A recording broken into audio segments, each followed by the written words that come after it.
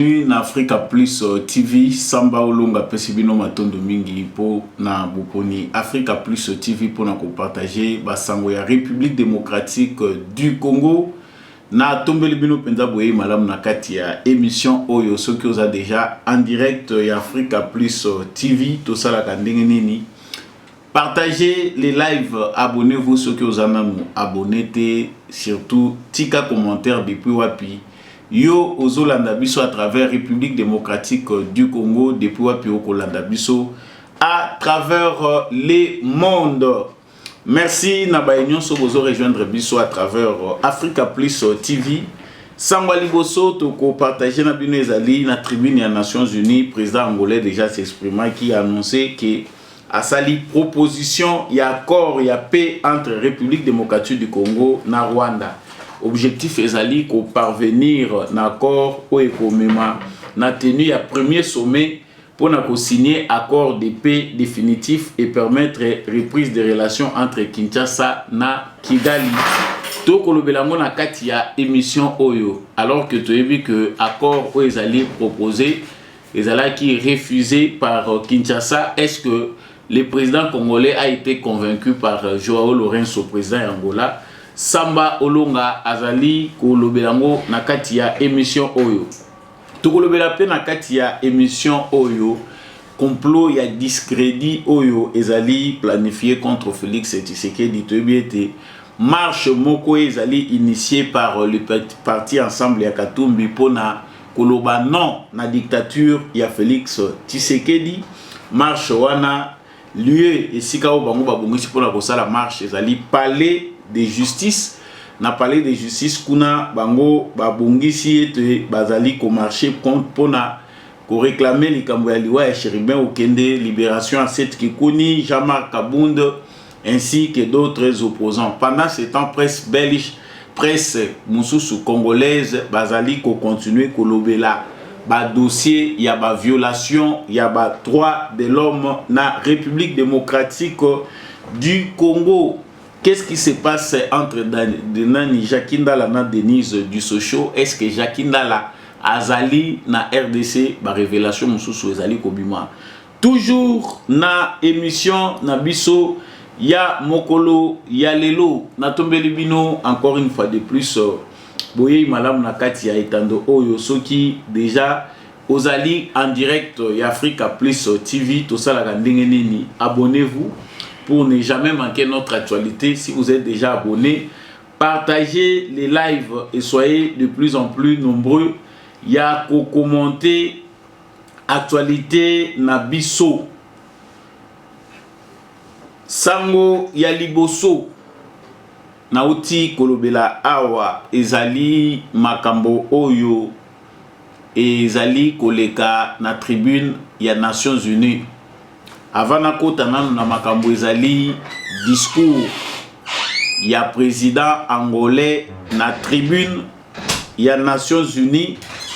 Nazali kolobela nanu eloko liboso ezali marche moko, marche te toko benga ngo marche te, mais ezali na aventure moko oyo ezali ki planifié à partir ya Nations Unies na ba touti oyo baza na New York.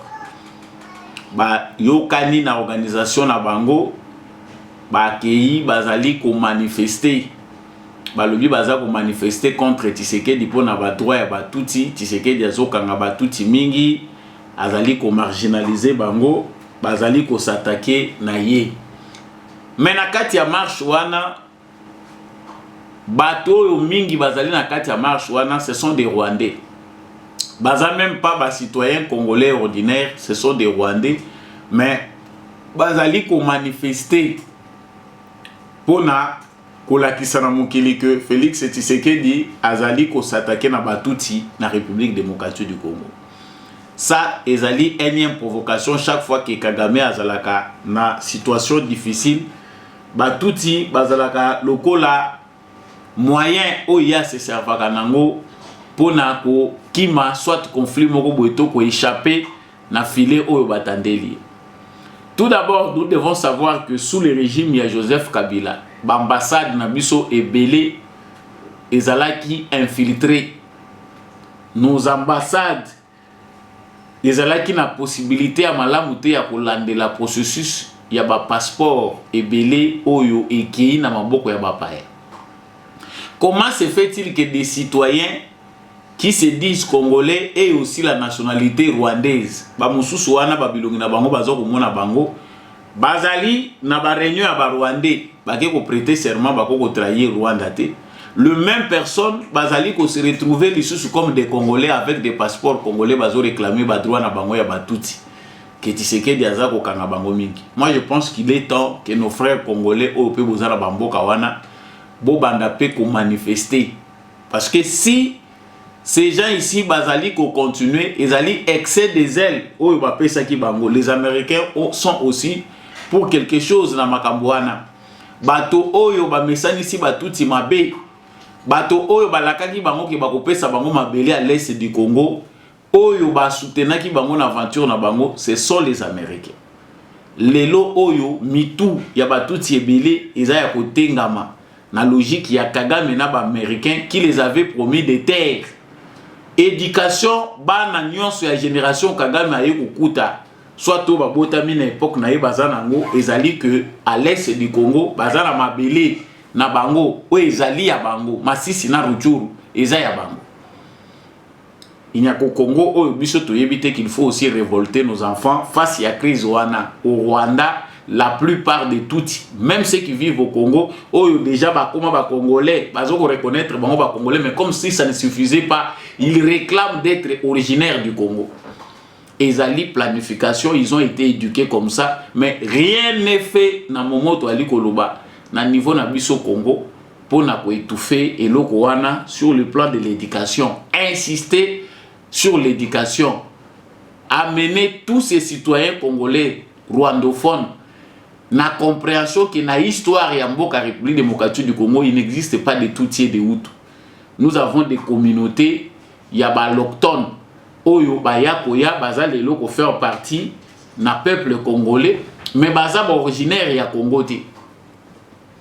Ça prête à confusion sur Hollandi, tout même bao baza na kati ya Congo baza déjà considéré comme les Congolais. Na langage na bango, ezaka ka déni de vérité. Vérité o eza établi na ba document na biso officiel, bango ba reconnaître kango te. Lelo président Félix Tshisekedi azo ki no kutana na New York azo ki no kutana na oyo bango ba planifier ki lokola sabotage na bango, c'est-à-dire montrer que Félix Tshisekedi aza ko respecter ba droite ba touti baza menacé, alors qu'ils sont au sein des institutions.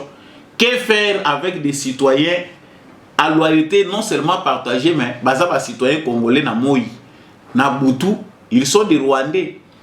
Dans leur âme, il n'y a pas le Congo, il n'y a que les richesses du Congo, les a orientés comme ça. Ba américains, c'est le temps ba récupérer bana na bango mission loko les échouer, ils doivent corriger aussi les erreurs na mitu ya batuti ebele, parce que bazaka ka comprendre était que eloko yo ezalaki prévu et échoué, complot bango ba bongisa ki échouaki. Likambo mibale awo eza likambo ya makambo oyo président ya Angola alobi na tribune ya Nations Unies. Président angolais alobi que l'Angola a fait une proposition d'accord de paix entre RDC et Rwanda. Objectif na bango ezali ko parvenir à un accord qui conduira à la tenue d'un sommet pour signer l'accord de la paix définitif et permettre la reprise des relations entre le Rwanda et la République démocratique du Congo. Biso toyebi que na ba dernière nouvelle, il n'y avait pas un accord Oyo Ezouamaki, compromis Ezouamaki te. L'Angola a certes proposé un plan, Oyo Babengaki plan harmonisé, que la RDC a refusé de signer.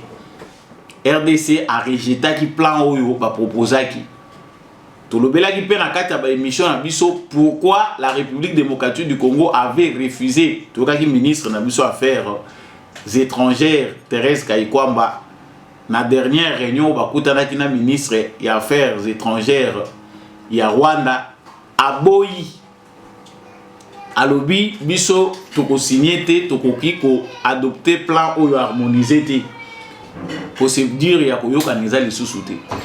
Le président angolais a fait de tout son mieux Atindeli Félix Tshisekedi, émissaire, ministre des Affaires étrangères, Atindeli président de Rwanda, a bengi na téléphone.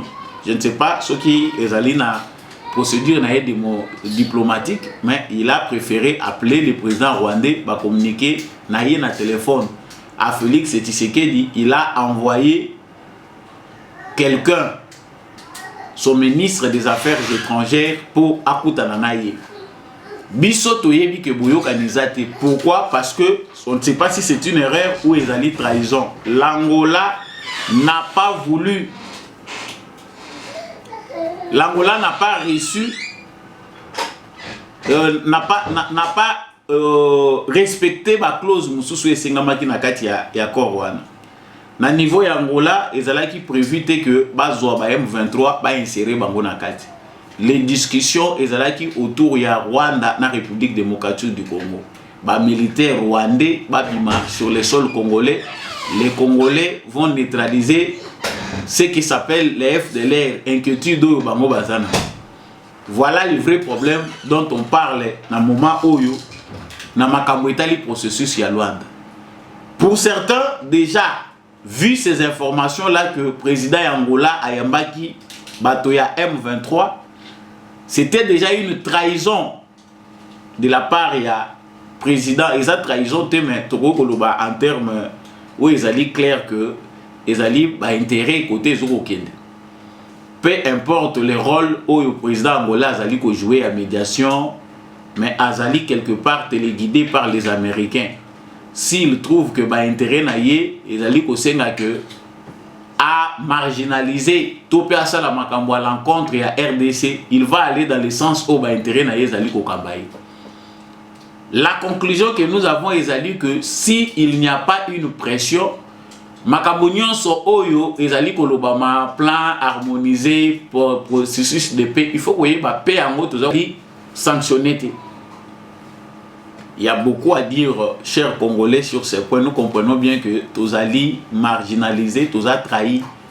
Dans le même Conseil de sécurité des Nations Unies, les numéro 1, il y a le secrétariat d'État américain, je pense, porte-parole, il y a le secrétariat d'État américain, à l'objet que la voie privilégiée pour l'Est de la République démocratique du Congo, ils allaient voir, il y a dialogue, ils allaient processus, il y a Luanda, des bango privilégiés, il n'y a pas une autre solution, la solution reste diplomatique. Mais solution diplomatique ou éthiquement éternelle. Jusqu'à ce stade, on ne sait pas concrètement où ils vont en finir avec Kagame. Ils allaient causer un peu pression à Bisso. Sans la pression des Congolais, en tout cas, la procédure diplomatique au bango bazako ça les Tshisekedi observer bango et qu'on risquait ezala éternel. Pendant ce temps, les pillages continuent. La localité, il y a République démocratique du Congo, la localité, il y a Rutshuru, entre les mains de ces étrangers qui sont en train d'exploiter ce qu'ils veulent. Ils allaient continuer à couper sa passe. D'où la question de l'Angola doit être prise avec beaucoup de sérieux. Le président Félix Tshisekedi Sengeli a la prudence vis-à-vis à Bangolais parce que parmi les pays Oyo, États-Unis, Azakoluka, la politique consiste à quoi? Encercler la RDC. Bisso, au lieu d'utiliser des bisso, bisso, il préfère communiquer avec des pays voisins pour continuer à piller le pillage. L'Amérique est en train d'entrevoir très mal le développement au Congo. Une fois que bisso, tiki bisso, to continue à avoir un développement, tu as un problème sérieux. Parce que tu vas traiter na biso les sous ndenge bazo traiter na biso te. Tu peux exiger plus. Il y a mieux vaut pour eux, surtout pour na multinationale na bango, pour continuer à exploiter na ndenge oyo bango ba mesana. Pendant ce temps, tout n'est pas rose pour le président Félix Tshisekedi. Ba complot to dénoncer en mingi. Mais le la valeur et la communication topé ba service de biso renseignement. Baza observer bazo zela nyon sur ça les magana Tshisekedi. On arrive là où on est arrivé. La presse congolaise, voire même presse étrangère, parce que l'Ubanda, bato baza na Belgique, bayebi que bato lokola ba Colette Brackman, journaliste belge et certains médias belges, baza au service ya Katumbi. Plume na bango encre muto finance kiza Katumbi. Ils écrivent du n'importe quoi pour na makambo ya République démocratique du Congo. Na kokoma n'importe quoi na bango ndenge baza kokomaka. Awa tomoni bazali ko se baser sur la question des droits de l'homme. Tomona qui fondation Bill Clinton, awa tomoni presse belge et il y a maintenant aujourd'hui des Congolais. Ba Congolais et belé oyo bazali ko s'attaquer na Félix Tshisekedi qu'il y a non respect à droits de l'homme. Bazali ko publier ba information ba lobby et ça normal était logique était que RDC a que comme candidat na conseil il y a Nations Unies il y a droits de l'homme pour avoir siège non permanent au Conseil des droits de l'homme il y a Nations Unies et ça logique était. Mais tout ce qui se passe c'est toujours avec l'aide des Congolais. Tant qu'on a besoin pour saboter Tshisekedi, on doit se servir des Congolais. C'est un sabotage planifié contre Tshisekedi. Non, c'est le Congo. Toujours continuer comme ça la marche en arrière. C'est le moment choisi où les opposants en perte de vitesse, va éviter l'opposition,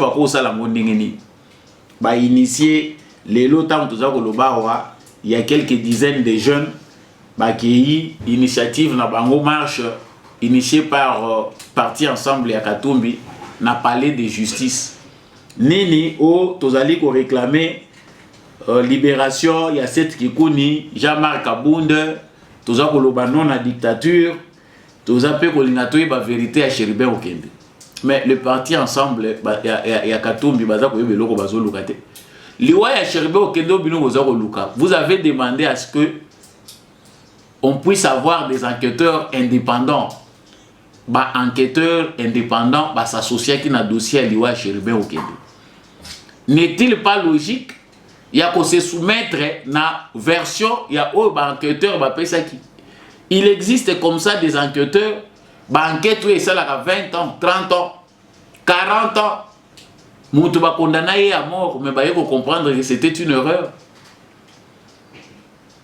Au moins, mutu ba condamné ba katela 40 ans de prison à sali 20 ans ba yeko découvrir que non, c'est faux, ce n'était pas lui le coupable après plusieurs années.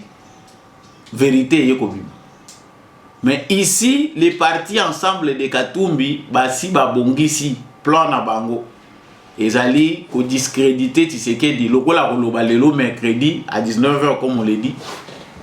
Ba ko koloba na Nations Unies, il faut trouver une raison pour na saboter, pour discréditer yé. Baloba que na Congo droit de l'homme exaté, on est en train de saboter les opposants. Basalini oh toza ko ça la marche.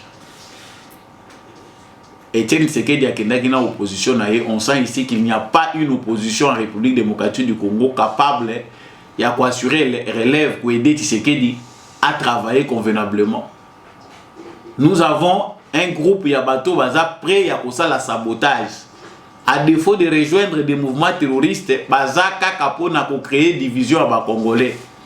Nous avons comme ça des sujets importants où ils ont que l'opposition était les mapés loba. On ne voit pas l'opposition. Opposition tout le monde a mokara Yabao Bazo Senga dialogue. Naba Oyo, Balobinote, tout le monde pour réclamer. Mais s'il faut penser que tout est permis. Cette Kikuni a droit ya koloba du n'importe quoi a koyi koloba nyonso yo ya lingi bakoko sala ye eloko mokoti. Ce que nous n'avons pas compris c'est que c'est la démocratie, n'a pas comprendre te ba liberté, ba limite fixée par la loi ezali ndengeni. On ne peut pas sous prétexte de la liberté d'opinion et d'expression diviser les Congolais. Si yo entraîner ba jeune na balabala ba bima ba négocier nga libération, il y a cette Kikuni, à prisonnier politique. Des fois, c'est les Congolais qui sont tournés en bourrique. Parce que ceux qui sont Congolais, tous les solo la toro, qui ne sont la toro, qui ne simaté, il y a bateau yo, bazo faire comprendre biso clairement tes démarches na bango ezali. Les partis politiques sont faits aussi pour éduquer les gens. Cette Kikuni à Kangami parce qu'il veut diviser les Congolais. Il a tenu des propos qui divisent les Congolais, qui incitent à la haine. Et pour ça, il faut purger peine naïe. Jean-Marc Abunda Zana Boloko abimisi makambo ya lobaki makambo lobaki ezaki vérifié te diffamation propagation de faux bruits. Ce qui Jean-Marc Kabunda est capable de prouver devant le juge millions de dollars ils ont qui n'a pas dette privée, ils ont qui n'a pas paradis fiscaux, il y a Tshisekedi. Après qu'on a en prison, si Jean-Marc Kabunda est en prison, c'est qui connaît doit aussi être en prison. Bah Moussou Sounion so baza ko diffamé, il faut pas qu'il est en prison. À cette allure, c'est difficile. Si nous Congolais nous comprenons pas, bah tu belé, il faut pas qu'on na babolo. Mais on ne comprend pas comment un peuple qui souffre peut s'allier dans des bêtises. Namakambo est allé correct.